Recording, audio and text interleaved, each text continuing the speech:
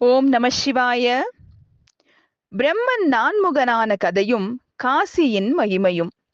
சிவநேயர்களே, இப்போது நான் உங்களுக்கு சகல பாவங்களையும் ஒழிக்கத்தக்க விஸ்வேஸ்வர லிங்க மகாத்மியத்தை சொல்லுகிறேன். பக்தியுடன் கேளுங்கள். கண்ணுக்கு புலப்படுகிற இந்த பிரபஞ்சமானது உண்டாவதற்கு முன்னதாகவே அவிமுக்தமாகிய காசி கஷேத்திரம் உண்டாகிவிட்டது. அந்த காசியின் பிரபாவம் காசி கண்டம் முதலிய நூல்களில் சொல்லப்பட்டு இருக்கிறது. இருப்பினும் நான் உங்களுக்கு சுருக்கமாக சொல்லுகிறேன்.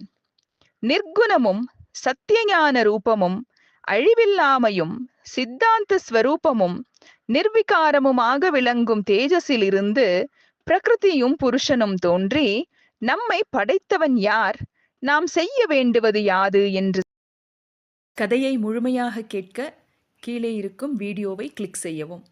ஓம் நம சிவாய.